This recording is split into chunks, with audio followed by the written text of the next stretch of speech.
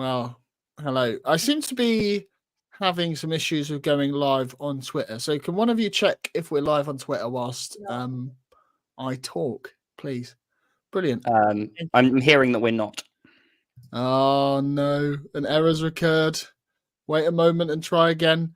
Well, anyway, several errors occurred yesterday, to be fair. Yeah, that's true. This is going well, we actually can go live on Twitter. Aaron just doesn't want to advertise this to the Stoke fans. That's what's happening here, really. No, trust me.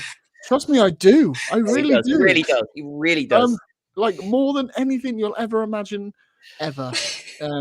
Hopefully. There we go. It should be live on Twitter. Working. Brilliant. Hello, and welcome back to another episode of Green and White, brought to you by Argyle Life. While we wait for you all to pile in, yep, you Stokies too. Just a customary plea to get you to like, comment, and subscribe. And if you're listening back to this on your podcast platforms tomorrow, if you could leave us a little 5-star review, that'd be appreciated immensely. I can't imagine we'll be getting many of those from Staffordshire. Well, the apprentice defeats the master. A 3-0 win for Steven Schumacher's Stoke City sees them back in contention for the European places like the massive club they truly are. 2,600 greens turned up in the away end, but the 11 we needed to perform on the pitch couldn't muster much as the Potters celebrated their big day out by half filling their stadium. Am I being disingenuous for nibbles in the comments? Absolutely. Joining me tonight to dissect that awful display is Sam Down. How's things? Very good, thank you, apart from yesterday. Yeah, quite. Finley Allen? Yeah, probably slightly better given that I didn't go yesterday, so I didn't have to endure that for the whole 90 minutes, so that was okay. But yeah, not a great result, but other than that, I'm all right. Yeah, lucky man. And I quote here, John, the floppy head prick who has Stoke City Twitter all over our mentions. John Allsop, how's things? Evening, Aaron. Brilliant. Thank you for that. Not entirely funny. Sam, you were among the 2,600 at the Bet365 yesterday. Why don't you give us your match run through? Oh dear. That's about my match run through. It was an absolutely shocking performance. From pretty much start almost to finish. We had a 10-minute spell in the first half where we looked like a half-capable team, but apart from that, we were diabolical. I think for all that we moaned about Ian Foster, and quite more rightly moaned about Ian Foster, we didn't, away from home, I don't think we put in a performance as bad as that under Foster, in all truth. I'm not going to say it was the worst performance of the season, because the West Brom game was the worst performance of the season at home. In fact, the West Brom home game was one of the worst performances of all time. But I think in terms of away games, that was the worst performance of the season. Bristol City erasure. I don't understand how people have forgotten how bad we were. It was literally like less than a year ago. We were awful. Anyway, sorry. Bristol City, we were poor, but we played a reserve team, and even then we had about 3 or 4 clear-cut chances, which we didn't have at all yesterday. But let's just repeat what I said in my tweet full time. Stoke City played the game. Plymouth Argyle played the occasion. And that difference was the difference between the two teams. We were appalling in the game. We were, I think, looked like rabbits in the headlights. Everyone was too keen to have a Hollywood moment. The passing and the use of the ball was dreadful. Nobody was just playing the simple ball. How often do you? I love some of your comments. You really do make this show what it is. Some of the passing was dreadful. Which is often when you're losing, when you're behind in a game, when you're not playing well, you just want somebody who's just going to just keep the ball for 2 or 3 minutes. Just play the simple ball, build up possession, try and get a bit of control in the game back. Everyone was trying to play the Hollywood ball, which was never actually working. I think Adam Randall must have had the curse of being on our merchandise with the performance he put in yesterday. It wasn't his finest game. I think we need to get some merchandise made up for some of the Millwall players, if that's the effect it had on Randall. It was, I've always wanted a Murray Wallace baseball cap, and just in time for summer as well. So Aaron, if you could get on that. That'd be great. And that's not to pick on him too much because, well, he was one of the worst performers. Nobody was really very good apart from Mike Cooper in goal. And actually, Alfie Diviner after half-time, who's copped a lot of stick from our fans recently, but in the second half, he was the only player driving forward with the ball, only player trying to make something happen, only player with who's, you know, he also played Hollywood passes, but at least one or two of them actually worked. So, yeah, it was a dismal performance. I think everybody just came out there with the pressure of Schumacher, the pressure of we want to prove him wrong, we want to get him sucked into the relegation fight without any sort of composure or calmness to play the game.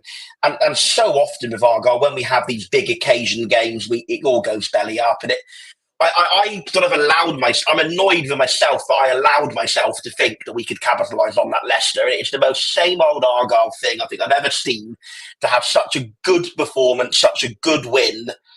And if we'd have gone there and lost narrowly, that would have been, you know, it wouldn't have been okay, but it would have been understandable.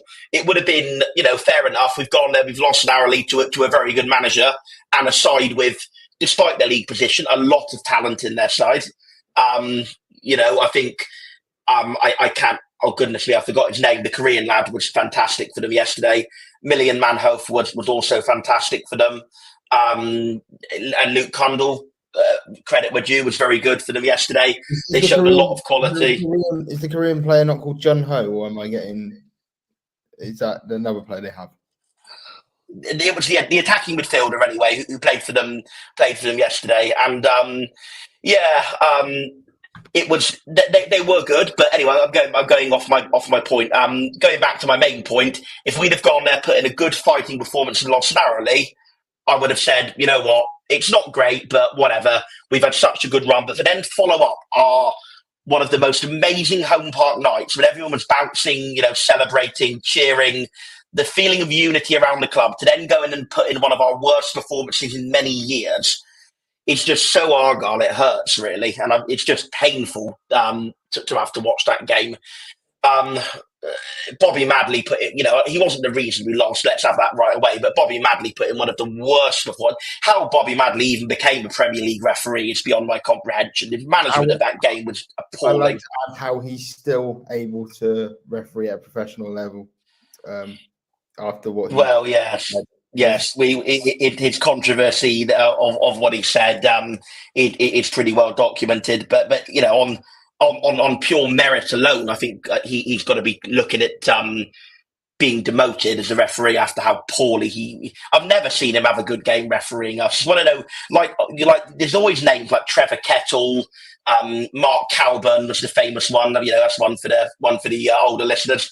When I was a kid, there's always names that when you see them refereeing, you think, oh no. And Bobby Madley's one of them. He's an appalling ref, but that doesn't take away from how bad we were in the game. I did not have a very good day yesterday. Well, I had a good day, you know, in the pub and coming home, but I didn't have a good day in the ground at all. It was poor performance, poor refereeing, and then the Sheffield Wednesday result today has just put the cherry on the cake. Really, it's been a pretty dismal weekend for us. And the pear on the cake, really, you could say. Yes, indeed. Ainsley Pears, of course, with that dreadful error for the third goal. One more win will do it. 2 more draws will quite possibly do it. But we need to play a lot better than that to get the results we need. Yeah, Sam, as always, exceptionally well done. Ticked off pretty much every fucking talk. Sorry, again. Don't know why I'm doing that again. Every talking point of the week. Aaron can't control his language this weekend. I can't. Brilliant. John, why don't you give them what they really want, what they're here for? How did you sum up that game and the reaction post-match? Well, look, I did try to warn you that this would happen. I know. I clipped it up too, but it just didn't get as many views. Carry on. No, I meant try to warn you about the game. Look, yeah, I don't understand what the fuss is about, really. It's very sincere in what I said. Look, I agree that we were very poor yesterday. I think particularly in the second half. I don't think we were quite as bad in the first half as some have made out. That's not to say I thought we played particularly well in the first half. But I don't think there was a huge amount in the game until I think it was Hoover hit the bar with that kind of raking cross shot. And I can't exactly remember. There was also an incident involving Cooper and Mumba and him. I think I don't know, it might have been in the aftermath of that shot actually, but it was around that time. I actually didn't really see that, because I think I just sort of looked the wrong way, and then suddenly there was a brawl, and I wasn't exactly sure how it had started. But yes, I've seen some people sort of attribute our sort of head loss at the end of the first half to that, which I think would probably be, there's probably something in that, and it probably speaks to Sam's point about playing the occasion, not the game. But that being said, in the first half, I didn't think there was an awful lot between the teams until that kind of last 5 to 10 minutes of the half. We didn't create a ton of chances, but we had got the ball in some good areas, had some free kicks in dangerous areas. Whitaker, with a superb strike that was probably a bit too central to really be, to really have a good chance of going in. You probably expect the keeper to save it, but it was a great strike nonetheless, and a good save, a competent save. Obviously those 2 goals have just been, a 1-2 punch, right? And we were.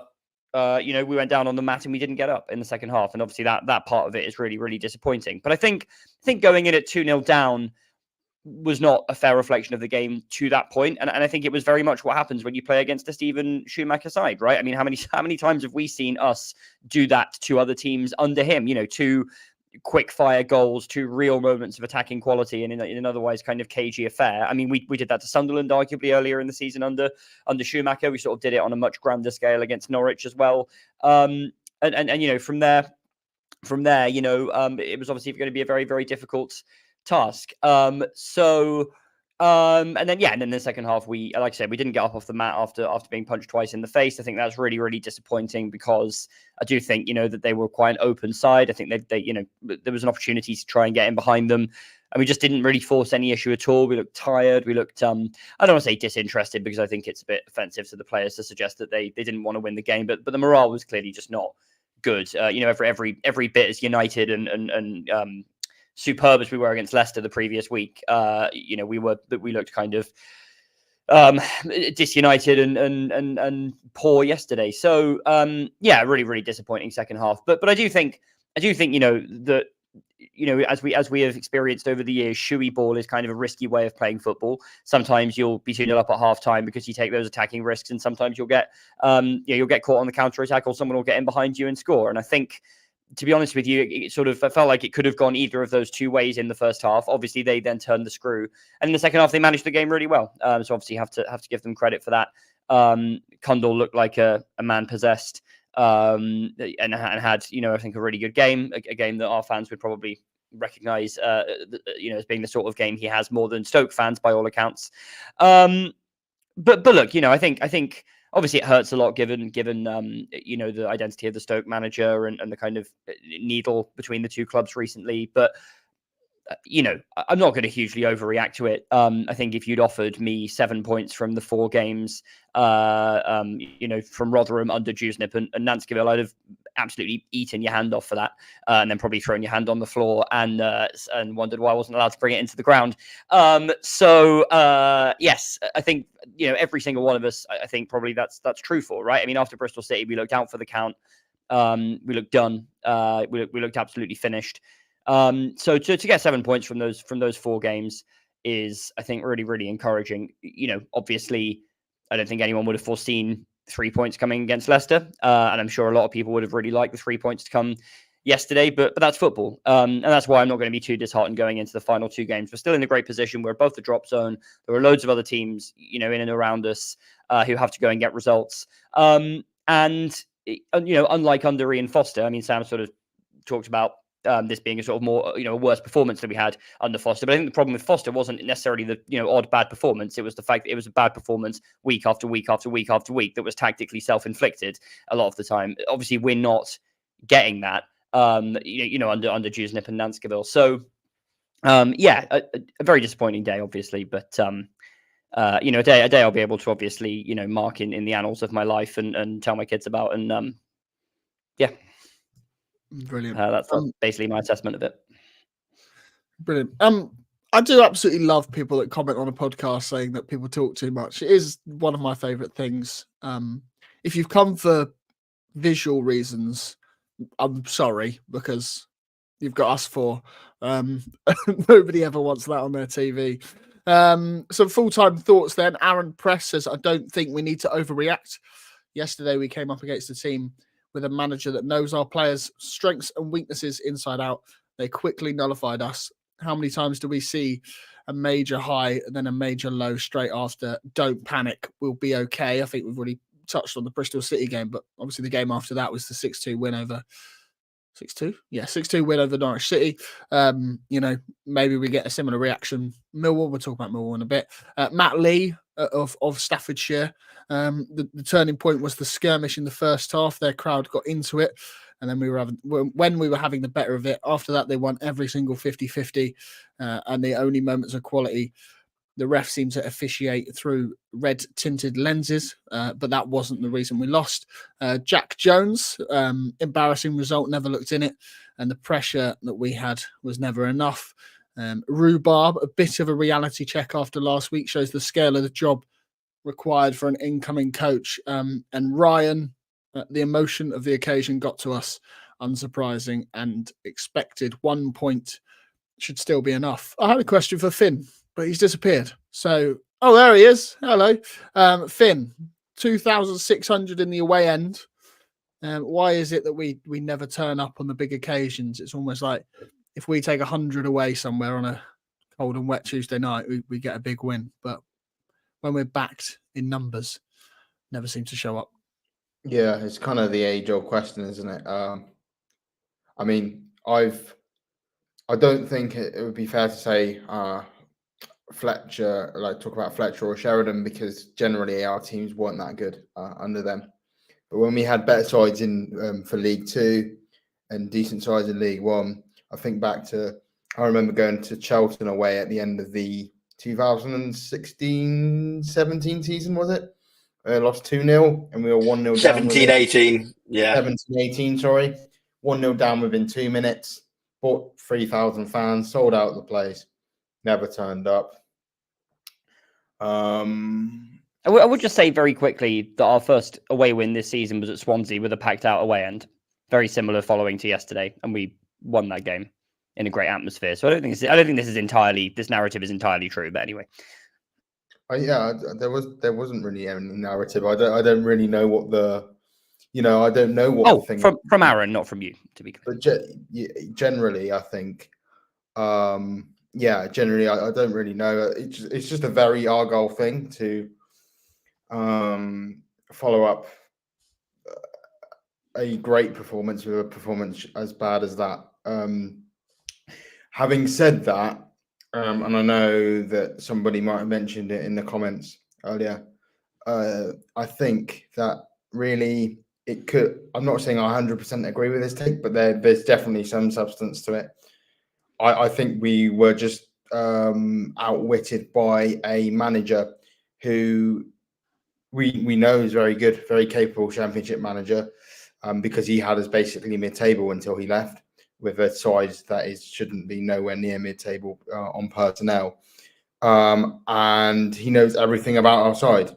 And Juicenip said in the post-match press conference, they outwitted us tactically in the first half, and then we kind of shored up a bit more in the second half. Yes, okay, they had the majority of the game still, but I think really it's kind of an obvious me saying this, but those 2 goals before half time just killed any momentum, any hope that we had of getting anything out of that game. I know I've gone on a bit of a tangent, but I think there's probably a case of, I'm not sure about the wider question of away games, not sure why that is, but generally, I think we were just probably a bit too fired up for yesterday. And now, obviously, I think 6, 7, 8 games ago, or whatever it is now since Foster left, Joe Edwards said about this being a mini season. Well, this is a setback in our mini season, and we got 2 games now. So, it's a very footballer cliche, but we need to take 1 game at a time, because if we win the next game, we don't need to worry about Hull. We don't need to worry about Hull until we play Millwall. Do you know what I mean? So I think that's what we need to do now. And I think like similar to what Sam said, we kind of played the occasion more than the opposition yesterday. Just quickly, to Finn's point about this mini league idea, in that time we've had one unbelievable performance, two kind of you could probably debate how good they were, but at worst fine and at best good performances, and one absolutely terrible performance. Again, rather than having bad performance. So that indicates to me that it's probably unlikely we'll have two absolutely terrible performances in the last two games. Could that happen? Yes, of course it could. But it seems like we've gone back to a much more kind of law of averages thing, which we had earlier in the season under Schumacher, more than the everything is absolutely terrible vibes of the late Foster era to me. And yeah, I think a lot of the reaction I've seen has kind of fit more into the latter vibe than the former. I don't think it's an equivalent point in the season for us. And so, yeah, I think people understand why people are hurting so much, but I think some patience is kind of called for. If we're that bad again next week, I think, yeah, maybe it's time to panic, but still two big games to go. A lot of the reaction I've seen, John, has been calling you silly names, like somebody in the comments calling you David Cameron, which I do enjoy, but the rest of their comment I'm not going to put on screen. Nearly got on there, nearly accidentally clicked that. Sam, you sort of already mentioned it on your in your match run through, but is this like a Goldilocks type situation in which that we were either too hyped or not hyped enough and Stoke had it just right? Yeah, I absolutely do think that. I think the first 20-25, we were very nervous indeed. We had a 10-minute and we just didn't get a lot going, didn't really push forward, sat quite deep. We had a 10-minute spell, which was the best 10-minute spell of the game, where we just looked like we were settling into it a little bit. Still didn't really make anything clear cut, still didn't have a clear sighted goal, but we were getting in the right areas. Think we got got the ball into the box a few times better.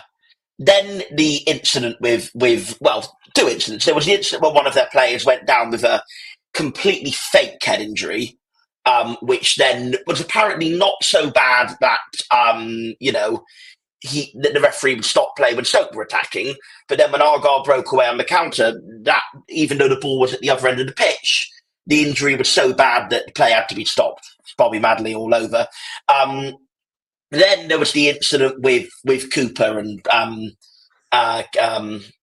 goodness me, who was it? Campbell?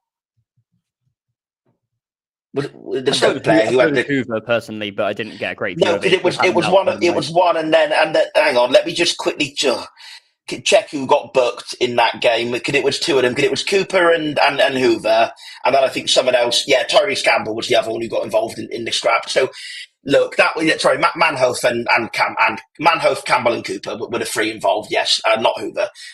So yeah, the incident there with Cooper and Manhoef that then Campbell waded into and Mumba waded into also from our side. Yes, look, there was a bit of a scuffle. Cooper did seem to instigate it. Just no need, just bring it in, be calm. But then Campbell then grabs Cooper pretty much by the throat, which, to me, I've seen reds given for that, in all honesty. I genuinely have. I'm not saying it necessarily should have been a red, but anyway, it happened. After that incident, our heads went completely. I think every player, because everyone waded in, like they do when these scraps happen. Every player waded in. I think at that time, our heads completely went. We pushed higher up the pitch. Leaving a lot of which isn't necessarily a bad thing, but we left so much space in behind. We didn't react well. I think everyone was that pent up. Everyone's heads were so hot. We then were appalling. Then after that, till half time, ball went across the face of goal and clipped the post. So we were lucky not to be 1-0 up before we were 1-0 down rather. And then the goals come. And at that point, 2-0 down away from home, very, very difficult to ever get anything from the game at that point. The old cliche goes that 2-0 is the most dangerous score in football, but I think the statistics actually show that if a team is 2-0 up, they win kind of 90 to 95% of the time. And I think at home, that's even more so. So yeah, I think absolutely the heads went wrong place mentally. And then the second half was just diabolical, absolutely diabolical. And we didn't get ourselves in the right headspace for that game at all. Like I say, Stoke played it pretty much perfectly. Okay, nice. John, another quiet display from Mr. Whitaker and Mr. Hardy? How do we attempt to get them in the game a little bit more? Obviously, got a question here as well from Nick Oliver along the same signs. Has Whitaker already agreed a deal somewhere else for the last 3-4 games? He's avoided tackles, chasing anything down, and getting too involved. Is he trying to avoid injury? I'm not entirely sure on that one, but yeah, I don't know. About his future. My suspicion is that he's off in the summer. I would never for 1 minute question the bloke's character and commitment. I think all of the indications are that he loves this football club and is very grateful to us for the chance that we've given him to build his career. So I would strongly push back on the idea that he is, not trying or not interested. Yeah, of course, when transfer windows, approach, I imagine, not having ever played professional football myself, but I imagine that it might sort of subconsciously be in the back of your mind that you don't want to get an injury. So I'm not going to say there's nothing in that take at all, but I'm sure it's like not in any way conscious. I have no question marks over his character in that sense. I also think it's important to note that Whitaker's not really ever been a great off the ball player. That's never really been his strength. And I just wonder now if people are sort of noticing that more because he isn't doing as much with the ball. It's very easy to kind of ignore the fact that he's not kind of the most disciplined pressing player in the world when he's, slamming a 25-yard shot into the bottom corner. It's a lot easier to mark him out of games as well, isn't it? Without him. It's a lot easier. Exactly. It's also a lot easier to mark him out of games than it used to be. I think personally a big factor in this, and obviously one that's affected our season just generally, is the loss of Finn Azaz in January. Because I think with Azaz and Whitaker, there were two main danger men, and teams kind of would always be, kind of stretched between trying to mark the two of them or trying to handle the two of them. When your main focal point in that kind of attacking midfield area is one player, it becomes much easier if you're not, if you're less confident that more confident that, the other number 10 isn't going to do something, or pull out kind of an outrageous Finn Azaz piece of technique or a goal out of nothing. It becomes much easier to devote resources to marking the kind of main focal point threat out of the game. And I think he's, teams have had his number in the second half of the season. So I don't think it's really his fault that, teams have just learned to stop giving him that little bit of space to cut in and be able to have a shot from 25 yards. And he still, he still gets some types of shot off, that are like that. He had a pretty good shot yesterday, as I mentioned earlier, which the keeper tipped over the bar, get a bit more direction on that. And that could have been a sort of classic Whitaker screamer. So yeah, I think to bring Hardy into it, obviously the question was about him too. I think Hardy looks exhausted, which is totally understandable given that we failed in both transfer windows to sign, with due respect to Ben Waine, a kind of reliable backup starting goal scorer at this level. This is not to be harsh on Wayne, because I think Wayne has some qualities, but I don't think I think we can all agree probably on this pod that he's not a starting quality championship striker. So we've only had one of those, and they're at the end of, a 46 game plus season. It's no surprise that Hardy is running to the ground. And ditto Whitaker, who I believe has been ever present for us, didn't start at Bristol City. Yeah, I would just like to say, so yeah, at the end of the day, I think there's a widespread acceptance that Hardy's drop off in performance due to tiredness. Why isn't Whitaker afforded that same good faith? Because Whitaker has played 1,000 more minutes than Hardy this season. That's not to say Hardy isn't tired. I agree, he absolutely is. But he missed two quite prolonged spells. He had the spell after his sort of groin injury that made him miss, I think, quite a bit of November that he picked up in the Ipswich game. And then I think in his second game back after that injury, he got that awful concussion at home to Rotherham, which then I think that made him miss another sort of 2 weeks. So actually, and I think he's had a couple of games he's been brought off, which Whitaker hasn't had so much. So Whitaker's played a lot more minutes than Hardy, by the way. So if tiredness is an excuse for Hardy, and I agree it's a valid excuse to him, it is one for Whitaker as well. Look, we can all talk about, he's not trying because he's got his mind elsewhere. And look, I'm not going to say that subliminally, subconsciously, that isn't a factor at all, but I really don't think it's the main factor. I suppose the advantage of Ryan Hardy's form here is that it means he's more likely to still be here next season, because I think it's going to make a few clubs think twice about putting in a bid for him on his current form, in all honesty. But then we all know that Hardy is a player who has incredible runs of good form and runs of quite poor form. So you know what? If I know, as long as we stay up, obviously it's not going to be worth it if we go down. But it's almost, I guess, worth him having this if it means he is actually still going to be here next season. I think he's running on empty, as David says there in the comments. I think that he's not getting as good service because let's have it right. Although we were absolutely fantastic against Leicester, it was still a smash and grab. We didn't really get our attacking players on the ball after going 1-0 up very much, which is fine. We were playing Leicester. But that's still, ultimately, the excuses for Hardy and Whitaker under Foster of we were playing defensively, we didn't get them on the ball enough, are still true to some extent because we are still playing quite defensively. Leicester, very well defensively. Yesterday, very badly defensively. But in both of those games, we didn't get our attacking players on the ball much, which is going to have an impact on them. It's all very well having a go at them both, but when they're not getting any kind of, good crosses being whipped in from out wide, when they're not getting good play through the middle, it's going to be difficult for the both of them. Absolutely, can't put it all. Yeah. Yeah, I completely agree with that. I think it's a combination of tiredness, change of system, lack of service, players, other teams, managers, and players getting wise to marking them out of games. What it is absolutely clearly not due to is a lack of effort or commitment or anything of that description. I just think it's, and then some of the commentary I've seen around those two on social media today has been nothing short of ridiculous. And I personally didn't hear any, but I'm led to understand there were people in the ground, booing them and heckling them for large portions of the game. It should only be you that's getting ridiculous comments strewn around social media, shouldn't it, John? Yeah, well, Aaron, I'm obviously talking about things that happened in the ground, and I wouldn't obviously expect you to have any sort of input on that. But look,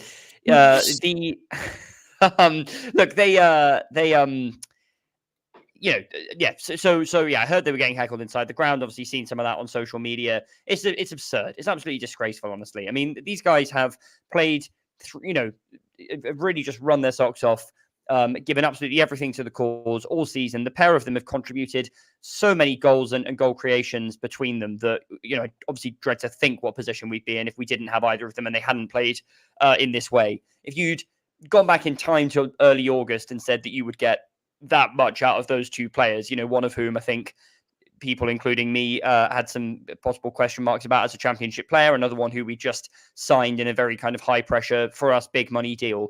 You'd have looked at it and gone, that's an absolutely superb effort. Wow, I can't believe those two players contributed so much. And, just because that contribution is kind of more front loaded and just because they're looking tired and leggy now, doesn't mean they deserve a load of abuse all of a sudden. I think we are enormously lucky to have those players.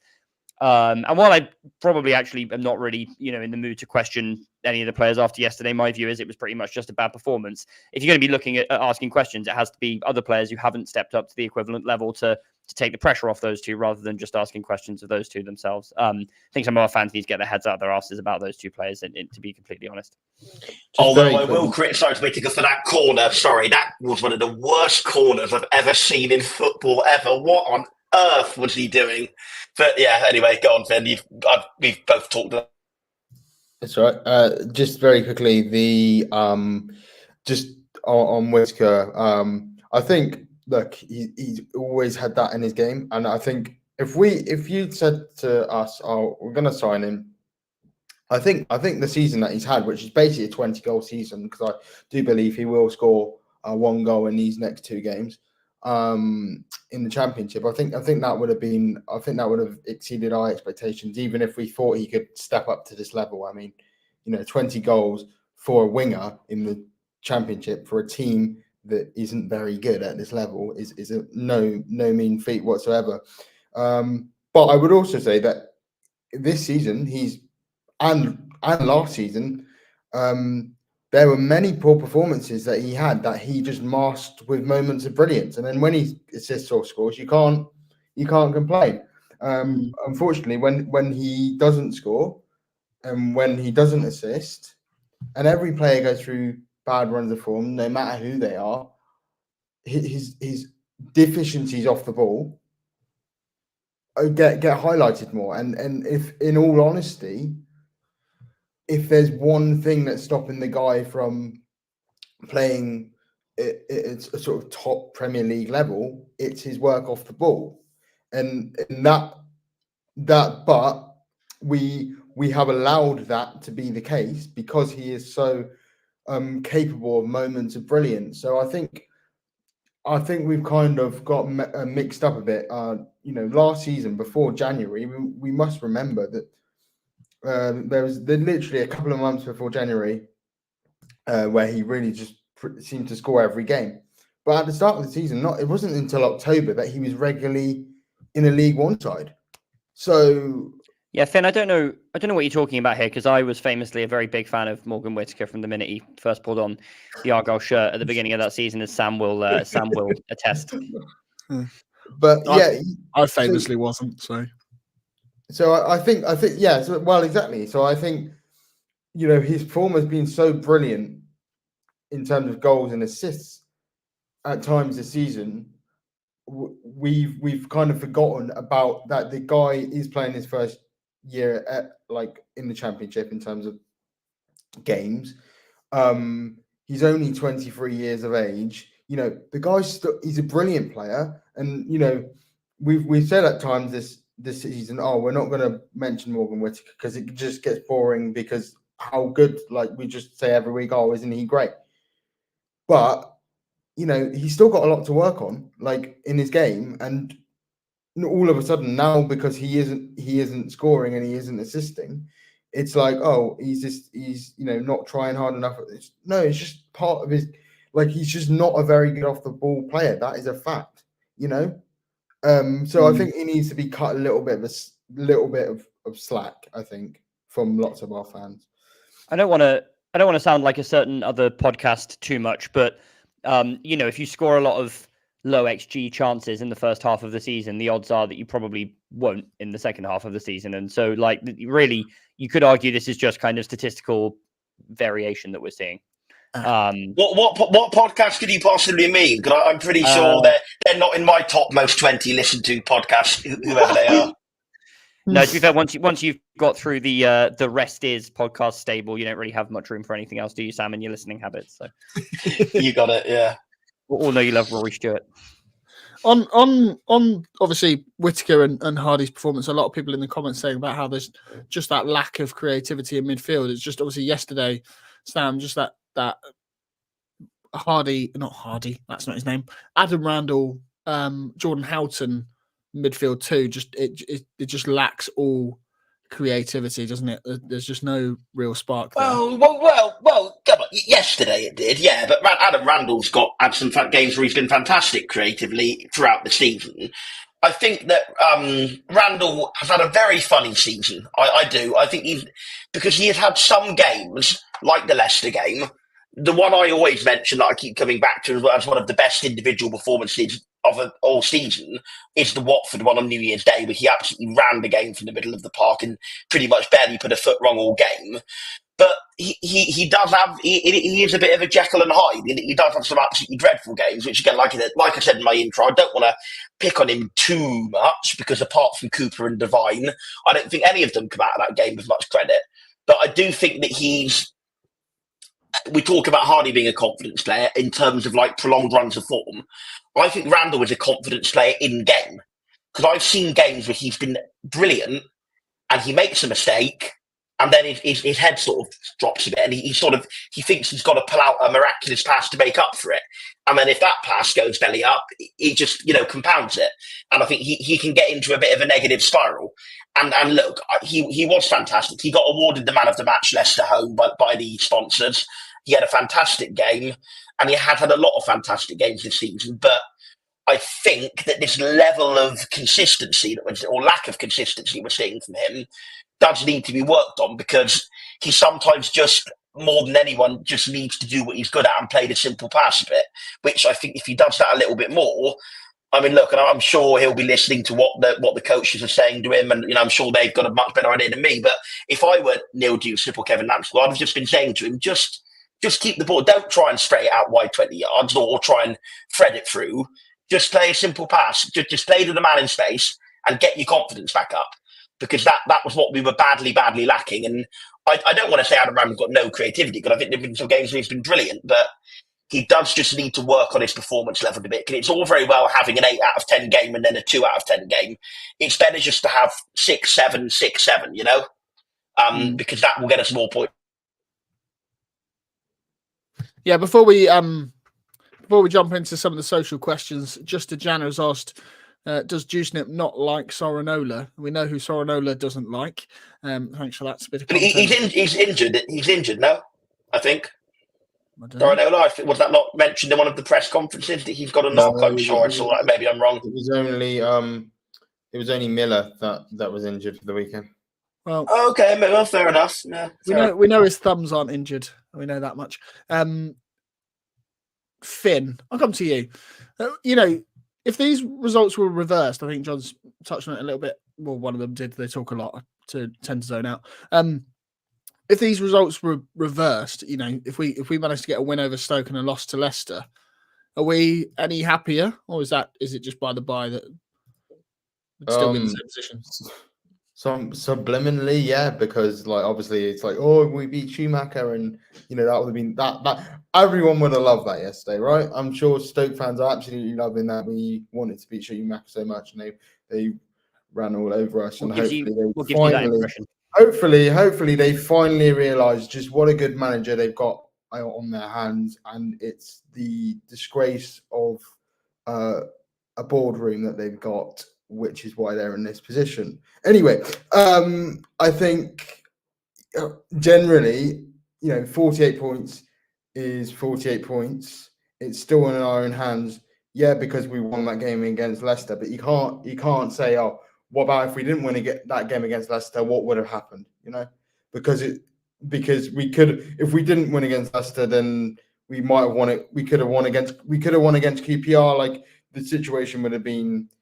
How people would be feeling is kind of, I guess, yeah, we wouldn't really know. But I suppose it would have been nicer for in terms of we beat Schumacher. But again, it's all about the points. So frankly, if you told me that when it was particularly when Ian Foster left, that we'd be going into the final two games of the season with the possibility of staying in the Championship still in our own hands, I would have bitten your hand off, you know. So, yeah. Also, like while the reversal of those two results would have been a lot easier for me personally, I would not have swapped that Leicester game at home park under the lights for winning yesterday. I think that game was so important, you know, just to show the fighting spirit, but I think also just to show, in my opinion, really for the first time this season, that we're capable of beating like one of the really, really top sides in the league. Like winning yesterday would have been obviously very nice for all the obvious reasons, but you know, ultimately it would have been a win against a team we've already beaten this season, a team that's kind of there in and around us. We have won, you know, a fair amount of those games, thankfully, over the course of the season, which is why we are in the sort of relatively good position we are in terms of staying up. But you know, whatever happens between now and the end of the season, just having that experience of beating a team that are probably destined for the Premier League, certainly should never have been at this level, really, at all, was just a fantastic evening. So I think, yeah, again, I do understand the frustrations from yesterday, and obviously a lot of them are valid, but I think that sort of throwing out all of the incredible positivity that came after that and replacing it with just blanket negativity is very short-sighted. Sam, I think you've already done it, but do we need a ref watch in Joe's absence? I think you've done that. I mean, you've covered that off. I think we've just about done it. The only other thing I would say, apart from the lack of control of the game in all the major instances, the absolutely shocking decision to book Alfie Divine in the second half. He was so clearly fouled, it wasn't even funny. Whether it was outside of the box or whether inside continued in, I don't know, but it was a blatant foul. He's clear of the man. He's got no reason to dive whatsoever. I think he was harshly booked at Norwich for diving when it wasn't a dive, and I think that was even more so. Well, I have to agree to differ on that, but I think yesterday's one was even more so, and I think, probably don't need to do much more on ref watch. I think Bobby Mann, like I said earlier, Bobby Mann is one of those refs you shake your head whenever you see he's refereeing. But sort of segueing that into Alfie Divine, any guys want to say, you know, about to blow my own trumpet too much? I did always say, no, okay, we'll wait for Alfie Divine, because that's clearly going to be a later question. Let me come in Okay. on Ref Watch quickly, because I don't want to give any Stoke fans who might happen to be watching the sort of impression that we think that he was a really, really bad one way and that kind of totally swung the game. I thought that was one of the worst refereeing performances I can remember, and I felt that both sides were let down by it at different times. Just astonishing inconsistency in what constituted a foul. Some things that, basically just the same type of tackle would just seemingly elicit a completely diverse range of different decisions from him for no apparent reason, going both ways. At times it felt like he was trying to referee it like a Premier League game, being kind of hypersensitive to any sort of contact whatsoever.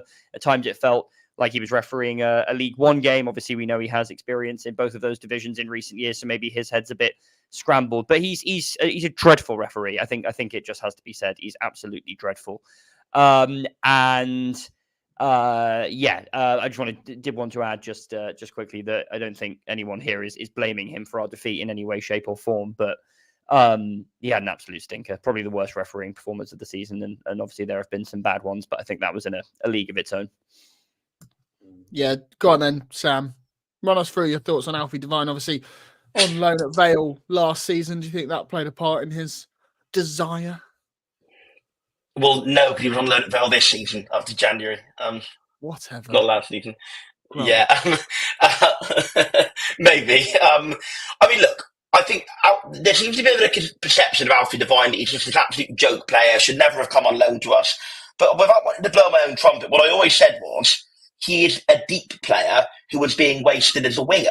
I don't think he is meant to be played as a wide forward in a 3-4-3 at all. He's a deep line CM who can play as like a number 8 or even as a number 6, the deepest CM of all, and do very well in that role. And he was the only player in that second half who had good positive output with the ball. Yes, he made one or two little mistakes, like that time when he shot from about 25 yards when he, really shouldn't have. But yeah, he is a central midfielder, and he's a pretty good one. Has he been good for us overall? No, he's not. I know that quite good. I'm not saying he's been a successful loan signing, but that's because he's played as a winger when he's clearly not a winger. When he was played as a CM, okay, admittedly the only other game he played as a CM was Bristol City and he got sent off, but, when he has played as a CM, apart from then, when he's dropped into deeper areas, he's played well. And I think he is a good player. And I think yesterday the rest of the team just weren't on his wavelength. And I think there's a reason why he's in the Spurs Academy. It's because for all these little moments of hot-headedness, and for all, the decision-making needs a little bit of brushing up, he's got a lot of quality on the ball. Maybe he was fired up to play Stoke, I don't know. But I think the more tactical reason for his improved performance was that we just played him in his best role. And, Bristol City aside, where he got sent off quite foolishly, generally, if you play him in his best role, he'll have a good game more often than not. So, look, do I think he's coming back here next season? Probably not. But I think if a good League One side or even a Championship side wants to take a chance on him as a CM, I think they've got a good signing. Because he's got a lot of quality about him, and he was the only player in that second half, apart from Cooper, to come out of it with any credit. Aaron, are there any questions coming on Mike Cooper, by the way? Even if they were, you're going to answer them anyway. Go on. Yeah. I just want to very quickly say, it doesn't really matter much because we lost the game anyway, but that save from Niall Ennis at 2-0 down is one of the best saves I think I've ever seen him make. It's kind of a shame that wasn't a match-winning save because the reflexes on that were incredible.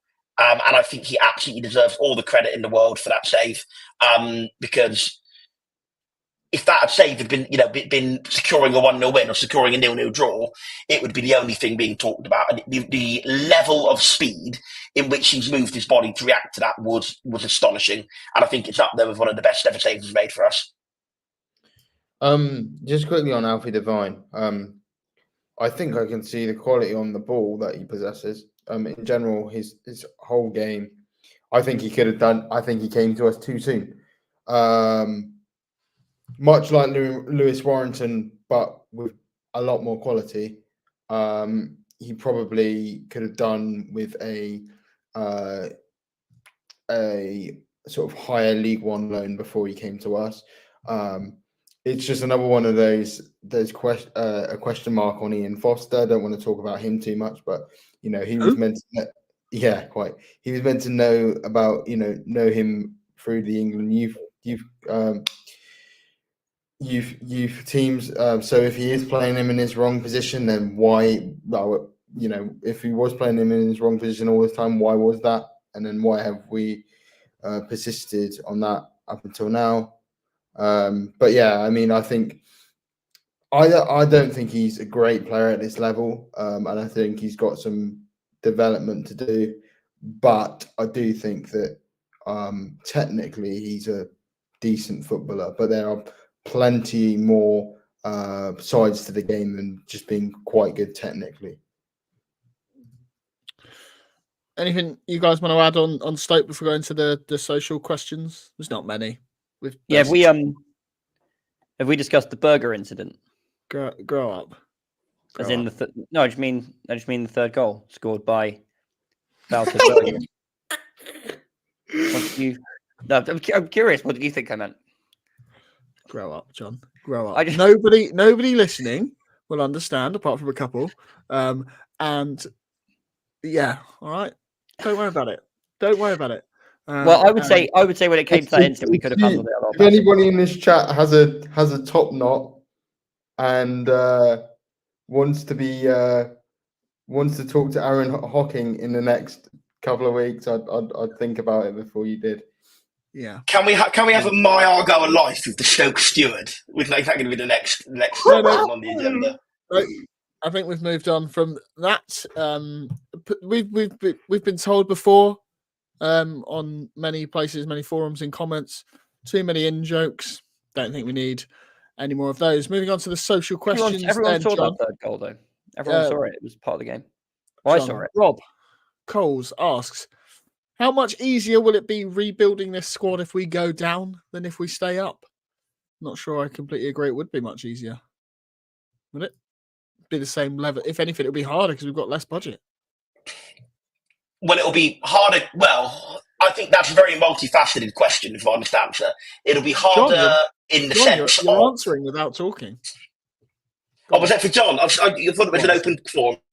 Go on, Sam. I agree with Sam because it's kind of it's sort of a question that like the answer to the question doesn't necessarily reflect the best outcome, right? Like, yeah, I think in many ways it will be easier to build a competitive squad for League One, but we don't want to be there. So, and that will reflect poorly on the club. I think we're going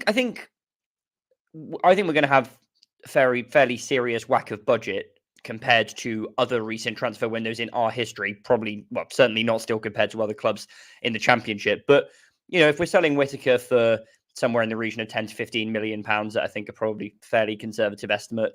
If Hardy were to go, if Gibson were to go, I mean, these are players who are going to fetch more in terms of transfer value than we're used to selling players for in recent seasons. And if even some of that money can be reinvested in the squad, I think we're going to have, a more transfer budget than we've had in previous windows. Now, at this level, if we stay up, we're still going to have to make that money go further than our competitors.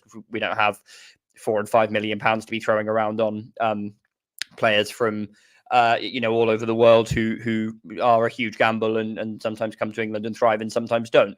If we're in League One, I think we'll probably have a more competitive top end budget than was the case when we got promoted out of that league. And so, which is one of the reasons why I'm not panicking so much about relegation compared to others. I want to be very, very clear that I don't want it to happen, but I do think we'll be in a strong position in League One if it does come to that. And part of the reason will be that extra budget, as well as having a bit more Championship experience. I think either way, this summer is going to be a rebuild, definitely.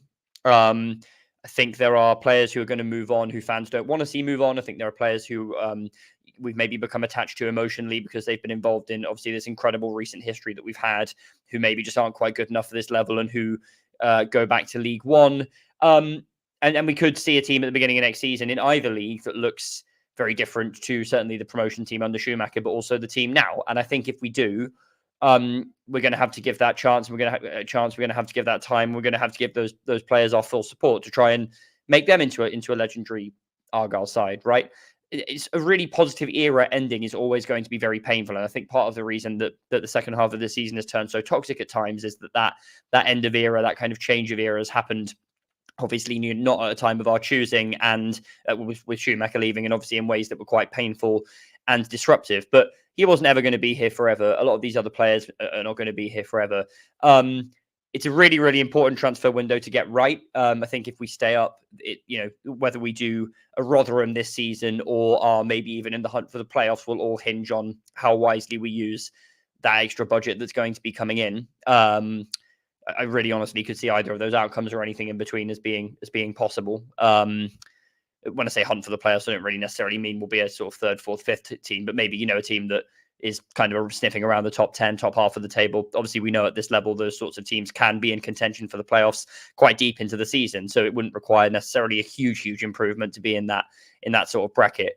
I think with our resources, that's probably going to be the ceiling. But I think we could do that. I also think we could sell our best players, reinvest the money absolutely horribly, and be terrible. And next season be much worse than this.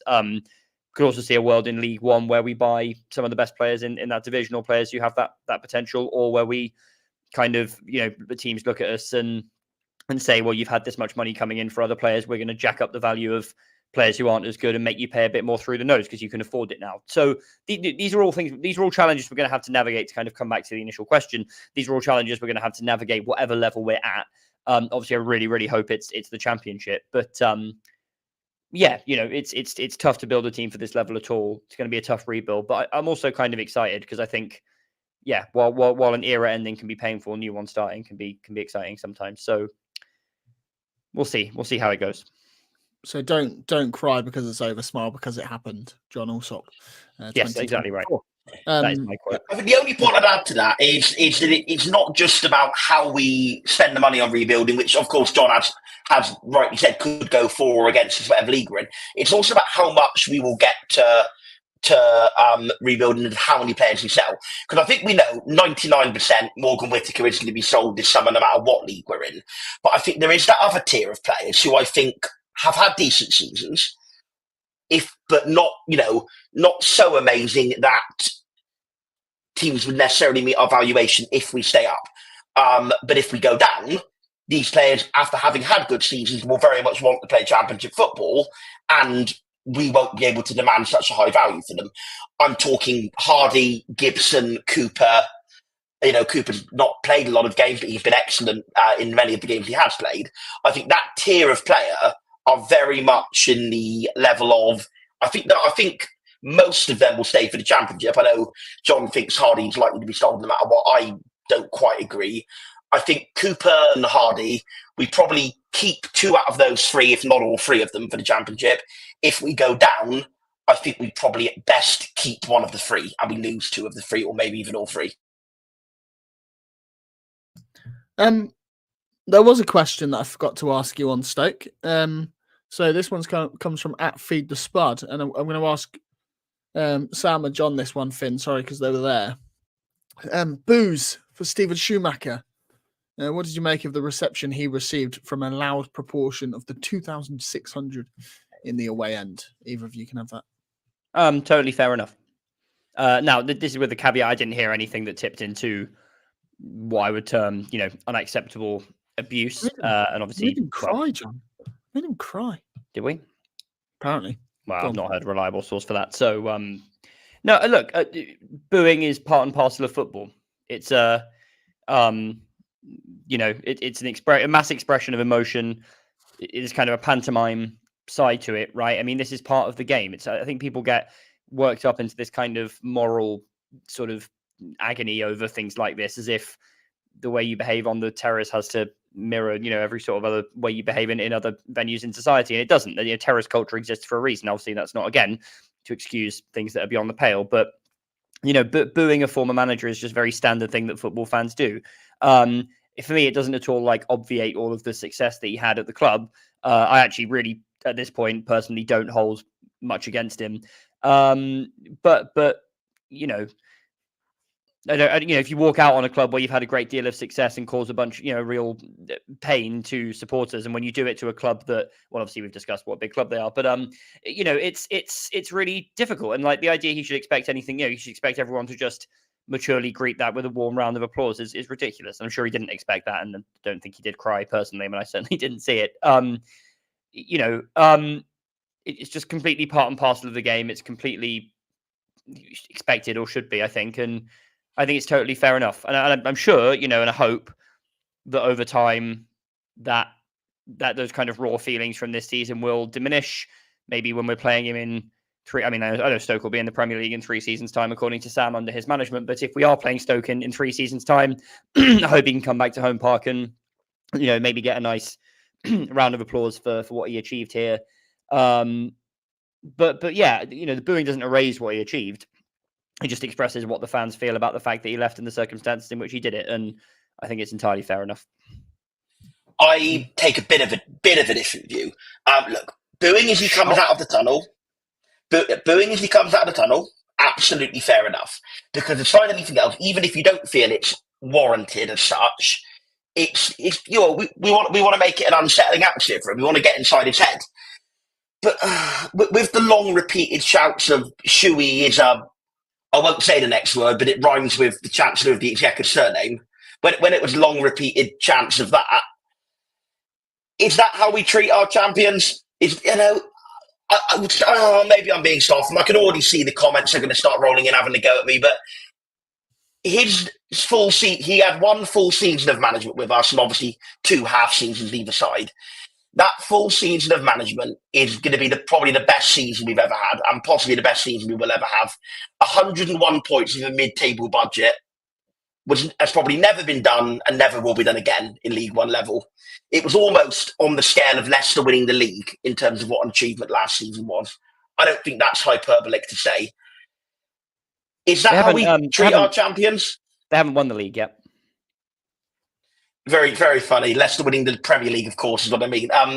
Is that how we treat someone who was at the helm of one of our best seasons ever? For me, it's not. But then who walked out midway through a season with his job half done in circumstances that you in particular have described as being dishonest and very disappointing. I'm actually probably a bit more okay with the circumstances in which he left in terms of the way he interacted with the fans. But come on, there's not like a you can really enjoy the success and everything, but you don't if he doesn't owe us loyalty, which he doesn't. Then we don't owe him, a nice round of applause for walking out on us halfway through the season when we needed him to stay. He's not. I'd also like to caveat this by saying that Sam has this scenario in his head where Stoke get relegated and Schumacher comes back and he's our manager for next season. It's like frankly, on this Schumacher talk, I don't care about him anymore. We lost to him yesterday. We've got a championship season to survive. We need to do that, The Schumacher left us, despite his. I shouldn't actually say that because I don't know if that's widely known. But I think. Yeah, please don't. Carry on. Yes. Okay. So Schumacher left when he could have left at the end of the season, because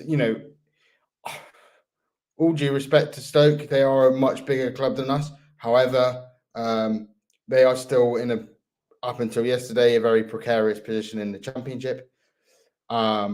So I think that he could have waited for them, and they might not have waited for him, but an opportunity equal to the size of Stoke or bigger could have come, but he chose to leave. So I don't particularly care about him, and as long as the abuse wasn't personal beyond a few poorly chosen words and towards his family, it's just part of football.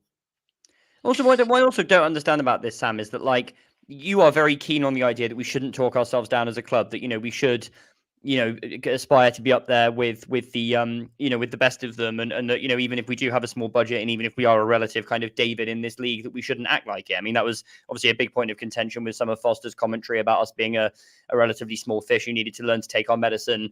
I think I'm probably more pragmatic and realistic about the size of club I think we are at this level than you are. So I just don't really understand how that's consistent with thinking that we should give this bloke who's walked out and caused us an enormous bunch of problems halfway through a season a nice round of applause because he went somewhere for more money and with a bigger transfer budget. I don't see how that's consistent. I know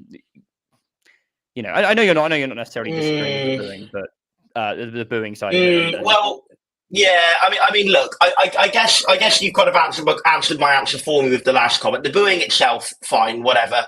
It's just the depth of the vitriol was for me too much. And look, I'm not saying anybody should have been hauled out of the ground. I'm not saying anybody should have been censored or anything like that. But no, that's a serious comment. I'm not. No, that's a serious comment. I don't think anybody should have been, censored or whatever for doing that. But for me, it wasn't what I wanted to hear for somebody who has given us possibly the best season we've ever had, personally. And to me, it did leave a bit of a sour taste in the mouth hearing that. And I just hope that in years to come, if we do stay up this season, whether Stoke do or not, I'm not that bothered. Maybe it might give him a bit of humility and make him regret his decision a bit if they go down. But if and when he next does come back to manage us, I hope that it is in a less tense environment where he can get some applause that warrants the job he did over 2 years with us. He might. Freudian slip from Sam saying when he next comes to manage us. To manage against us is what I meant. Yes, sorry. He might do a Warnock, seeing as he's got a house in the area. He might come down and bring his Stoke side down for pre-season every year. And just very quickly linked to the sort of linked to the manager / Schumacher situation. I saw Rebecca asked in the comments, would you guys see Dew Snippers being a full-time manager next season? There is. He's already said himself that he doesn't want to take it full-time, and frankly, no, because he's got questions of his own to ask around to answer around the appointment of Ian Foster. So, no. Nice. Yeah, social questions, done those. Don't really need to talk about Mikael Miller. Shall we preview Millwall whilst we've got a bit of time, unless there's anything you guys want to ask? Yeah, go on. Go on. No, then. I think we've just about all exhausted Stoke for now, haven't we? Oh, that's good then. That will keep them out of our mentions. Aaron, by the way, what about the burger? Tell us more. No. Millwall preview. Let's move on to that. We head to Bermondsey-on-Sea as Millwall are well and truly on the beach come Saturday. I mean, two of us will be going from Blighty's famous Bognor Regis, which will be good. Go on, Finn. Why don't you give us your thoughts ahead of this one? Bit of a must-win, isn't it? Or not? Yeah, it is a must-win. I was slightly more positive after the Sheffield Wednesday game today because I really thought that Blackburn weren't that good, and they've got two really tough games coming up. So I think in terms of us not wanting to rely on our results, it's a must-win game. However, I could see feasibly a point in this game being enough to keep us up.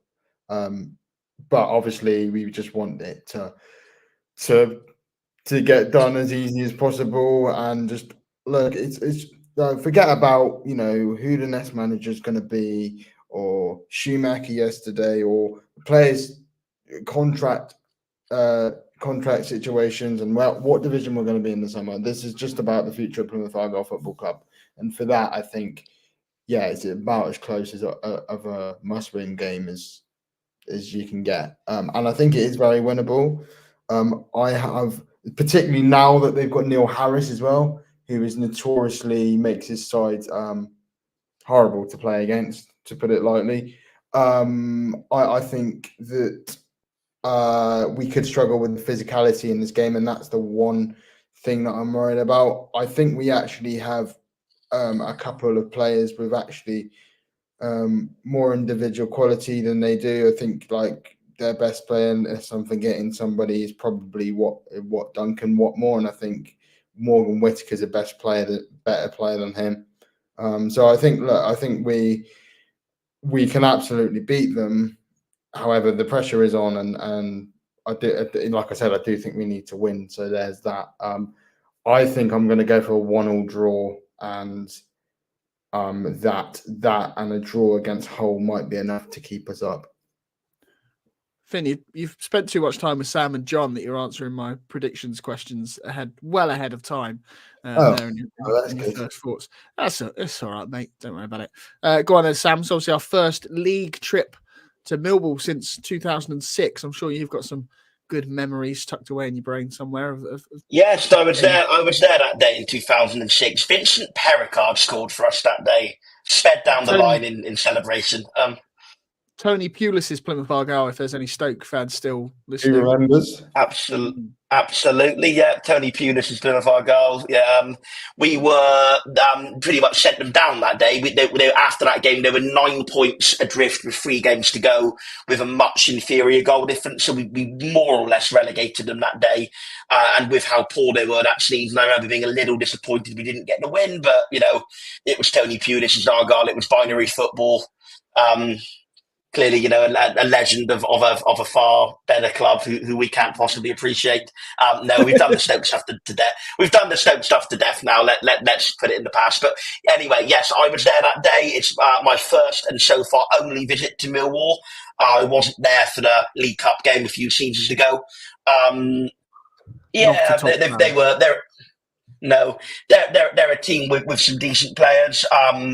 They have had a poor season this year compared to the last year, but they had a few years under Gary Rowett where they were quite near the top end. And I think it shows Gary Rowett did a pretty good job there. Obviously, without him, they've not been good. I know that they didn't start the season well under his management, but they dropped off even more after he went. So, they've picked up again under Neil Harris. How much of that improvement is sustainable and how much of that is simply a new manager bounce, getting clear of relegation? Are they on the beach? I don't know. I think they're still going to be playing for a new manager. A lot of them will be playing for contracts, won't they? They'll be thinking about who's going to get let go, who's going to get released at the end of the season, who's going to stay, and that will have an impact on how they play. So I don't think we can assume that they're just going to put their feet up and play poorly, because I don't think that'll be the case. I think they'll make it tough for us. So yeah, I'm sort of rambling around a bit. They're a decent side. They're on good form. I don't actually agree with Finn that it's a must-win, because I think, having thought about it calmly, as opposed to my snap reaction at full time, I still think 2 draws is very much enough to keep us up. I'm more so meant that the players should, we should go into it thinking. I don't think we should think, as fans, we can think, we get a point and then maybe get another point and that'll be enough. Yeah, that's fair. Players, I think they need to go in thinking we need to win this game. They shouldn't be playing for a draw. Nor I think. That's fair. That's absolutely fair. And I would agree with you on that assessment. But I think if we did get a draw, it wouldn't be the end of the world. And I still think it would leave us in a decent position going into the whole game. Decent side. We need to play a lot better than what we did at Stoke. But if we can have a performance even remotely close to our Leicester one, we'll get something out of the game. Going to be a very nervous one with where we are in the league and how the league's shaping up. But me and Aaron are both part of a weekend, not just us two, by the way. There is a large group. We're not having a romantic weekend or anything, but me and Aaron are having a weekend in. Yeah, wouldn't you just? We are having a weekend in Butlins, Bognor Regis before, so we'll be going into the game terribly so. We'll be going into the game in good spirits, hopefully, and let's just hope we end the game in good spirits as well. Yeah, I want that upwards view of your chin all to myself.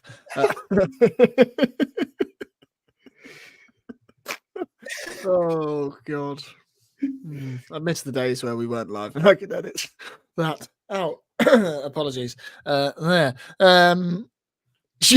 John. Obviously, Sam's already touched on it. 2006, we basically relegated them. Do you see them hanging on to that and wanting revenge for 2006 to practically send us down too?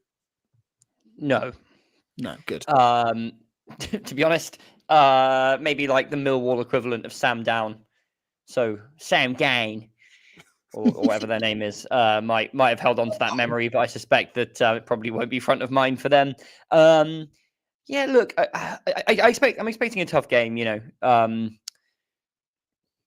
I think they're obviously competitive under Harris, right? I think it's going to be a physical, difficult game. obviously a team having secured safety after being in a dogfight can kind of cut one of two ways, right? Like you could expect them to be on the beach and therefore disinterested, not really going into tackles with a ton of commitment. Or it could be the inverse, right? It could be, we're safe. We can kind of take the handbrake off a bit, play without fear, play without nerves. It's not, I don't think we've got the two most difficult remaining games of any of the clubs around us, or like the two most difficult remaining games you could have on paper. There are definitely trickier assignments than a trip to the Den, but I think it's also a bit of an awkward game coming out of the back of the Stoke one. And I mean that just because I think that if we turned up yesterday, Stoke is the sort of team where we might have a bit more joy against them just with our style of play, or at least the style we kind of played in the first half of the season that I think to some extent, albeit maybe not to the extent some of our fans think, Jusnip has tried to reintroduce, just because it is a more open style, it is a bit more end to end. You can have a bit more joy counter-attacking that type of football. But obviously there were all those other factors that kind of went with the Stoke game, the emotion of the occasion, the Shuey thing we've talked about, et cetera, which I guess kind of in the end nullified or kind of overwhelmed those potential positives in terms of the type of game it is for us. So next weekend, obviously, then you have an opportunity to prove to the fans that you can put a performance in. You have an opportunity to bounce back, and you have an opportunity to do it against a team that we have no particular needle with. To the extent that we'll have needle with every team, I guess, but no particular rivalry with. So that's I wouldn't want to be going to Deepdale next weekend, probably off the back of what happened yesterday to face Ryan Lowe, but. That being said, Millwall play a certain kind of style of football that I don't think is the best. Is the type of football that we're particularly good at exploiting. I think it's going to be a gritty, tough game. I think we're better when the game is really open and fluid. To be honest, that's not to say that we don't know how to grind out results and that we haven't done that at all this season. We have on a number of occasions, but I don't think it's our preferred mode. So I think it's going to be really difficult from that point of view. I remember when they came down to Home Park earlier in the season, which at the time was kind of a fortress going back to League One days under Shuey and would become so again in the Championship until the Foster era. And they shut us down. They shut us down really effectively.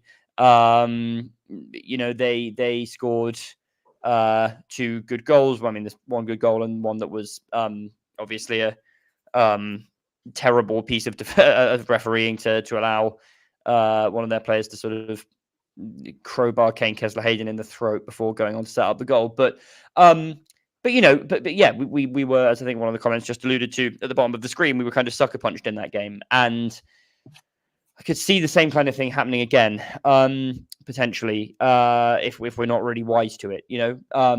As Sam alluded to, Neil Harris is obviously back as manager. It was Gary Rowett who managed them in that game earlier in the season. I think either kind of his penultimate or final game in charge before leaving the club. I think he was obviously very good at organising them in a certain way. They then did have that kind of middle of the season period under Joe Edwards, not that one who I think seems like it was a bit of a Foster to Argyle appointment where there was a sort of attempt to change the style completely that just fell flat.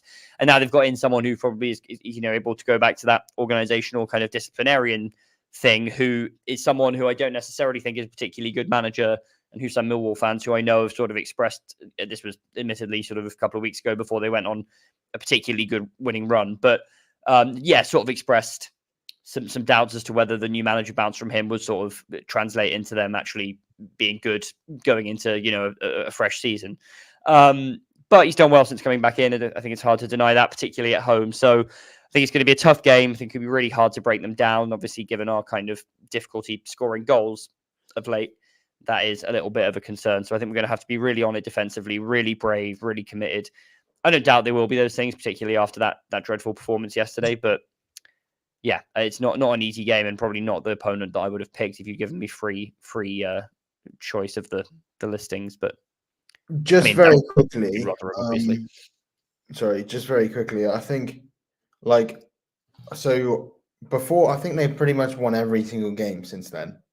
But a few weeks ago, Millwall played Huddersfield, and I thought after that game, they lost 1-0 in the last minute. I thought that they were going to be a team that were going to really struggle towards the end of the season with the fixtures that they had left. But since then, obviously they've like I said, I think they've won every game. Leicester, Sunderland, and Another one did they win as well? Can't remember. Anyway, I think that Cardiff.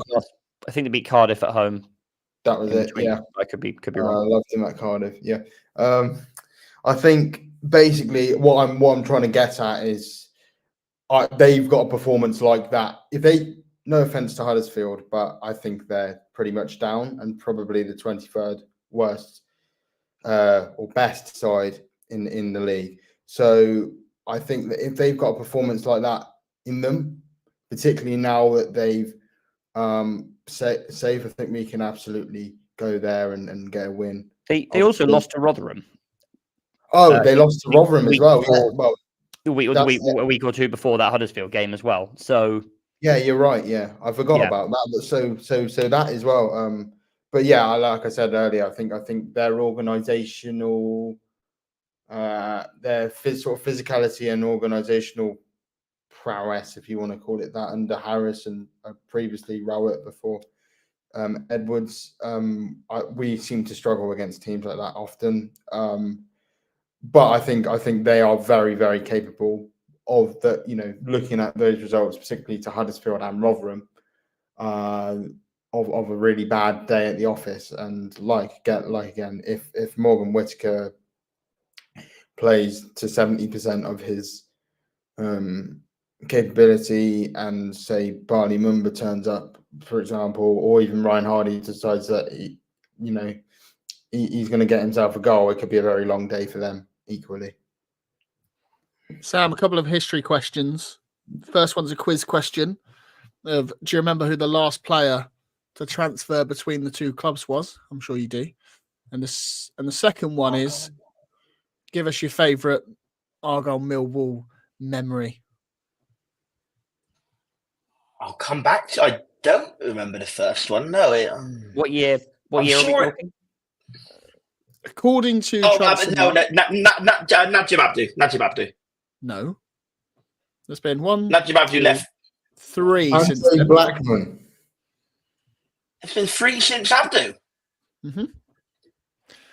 In the 16-17 season, we took somebody on loan. Oh, sorry, no, free transfer. And then he went back as a free transfer, apparently, according to this. Oh, Greg Wild, of course. Greg Wild. We signed a centre-back in the 11-12 season. Simon King? Nope. No, he came from Gillingham. No? Yeah, he did. He centre-back for Millwall in the 11-12 season. Darren Purse. And then a striker. Oh, yes, he was Millwall, wasn't he? Yeah, I forgot he was from Millwall. A striker in the... Striker in the 08-09 season. So same season as Abdu, but... Jermaine Easter? Correct. Ooh, 3 points. That's very good from me. Favourite memory of Millwall? Kerry's goal. I've never... Yeah, it would be that. I've never seen us beat Millwall, actually, because we were only in the... nearly fell over there. We were only in the Championship for 2 seasons with them before they went down in our last run. And I think we actually crossed over them. They went back up as we went down, I think. So we went a very long time without playing Millwall in a league game. We played them 3 times in cups in that. Obviously, it was the League Cup away game that I didn't go to. It was the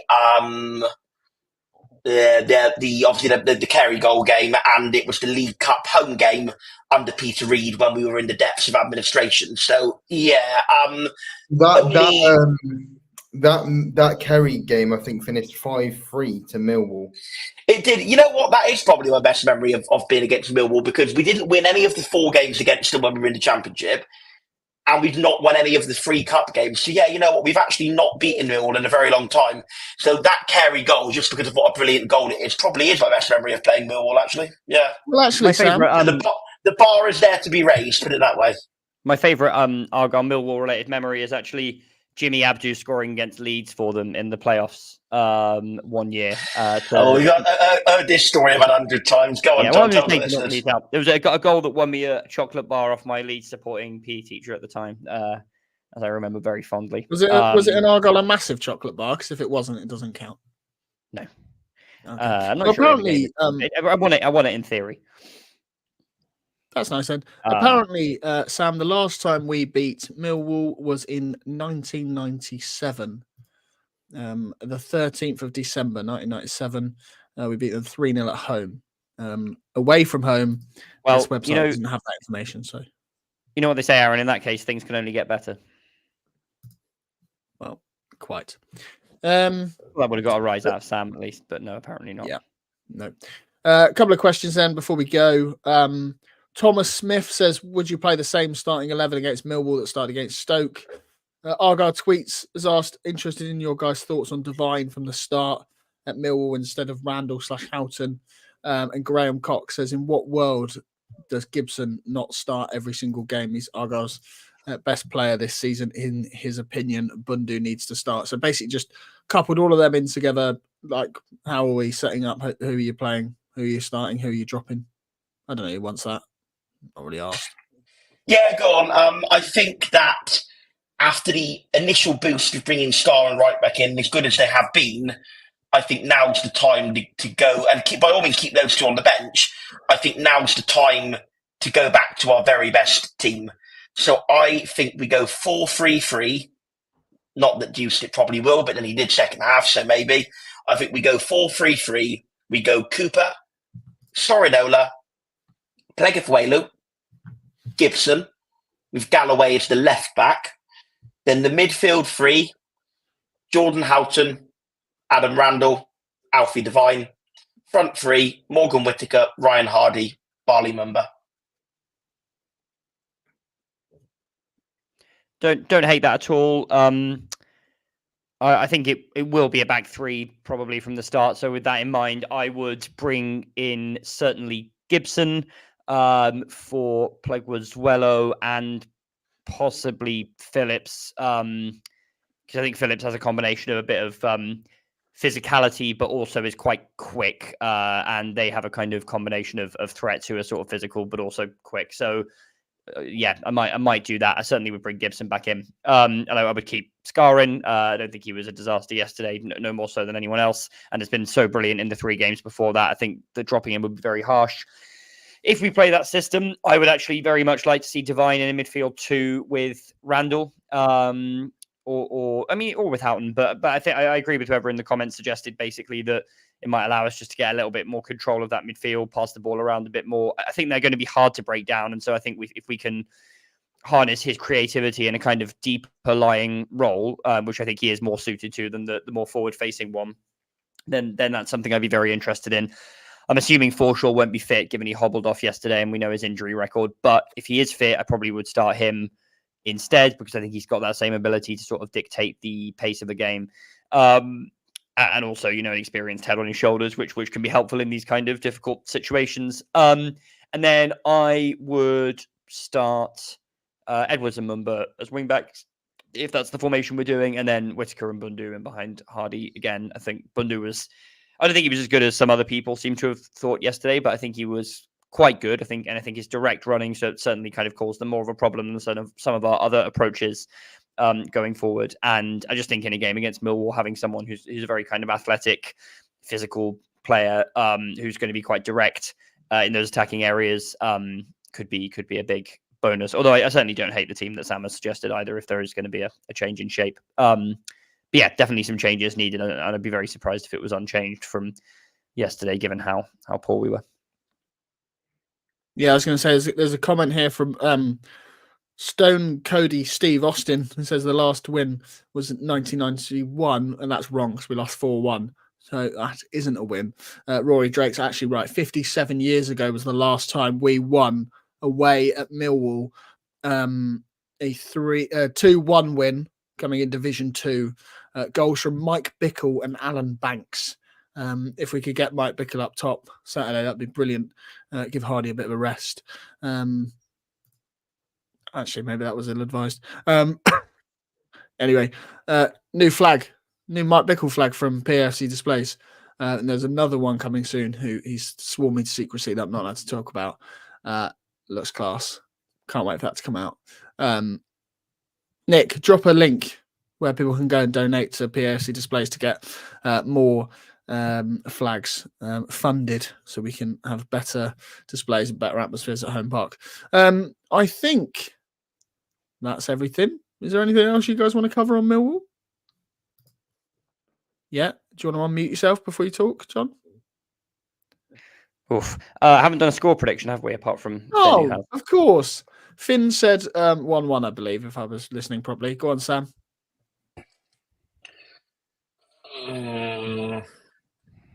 I'm not too confident. I've got a feeling that they're just going to keep their good run going. I think 2-1 loss. I hope I'm wrong. Go on, John. Whatever the opposite of what Justin Peach and Ryan Dilks say is probably what will happen. Please, fellas, do not predict us to win again because I can't take it. I think we'll stay up. Millwall win your banker. Make it your banker of the week. Absolutely. Nailed on. Millwall win. Yeah, banker is the operative word there. And yes, I would absolutely. I think we'll stay up. So please don't yell at me when I say I think we'll lose 1-0. I just think it's got that kind of vibe written all over it. A horrible, scrappy game against a team that we just can't quite break down, and they sucker punch us in the second half. I'm confident we can get something out of the whole game, and also that other results will go our way to a sufficient extent for that to be enough. But I think it's as I said earlier, I think it's the sort of game that we don't tend to thrive in, unfortunately. So I'll go for a 1-0 loss, but I hope I'm wrong. I'm going to summon the spirit of 1967, and I'm going to go for Millwall 1, Plymouth Argyle 2. Ryan Hardy and Morgan Whitaker, our two best players, to bag one each. That'd be nice, wouldn't it? Be nice. Yeah, I'm not on post Millwall, as Sam has already mentioned. We're off in Bognor Regis, so I won't be on. Joe will be joining a bunch of you lot somewhere. And we'll be back then on that Sunday evening to dissect whatever result, hopefully a win, post a trip to the Den. I think we'll call that a night. Anybody else got anything to add? No, brilliant. Cheers, guys. Remember, as always, to go and find us on all your social medias. Follow us on Twitter, Facebook, Instagram, and TikTok. I've done another one of those little videos. Use a little app, cuts it all together for me. Nice and easy. Go and check that out if you want to go and see our 3-0 loss to Stoke. But yeah, nice. Cool. Cheers, guys. Just going to click end stream. Cheers all.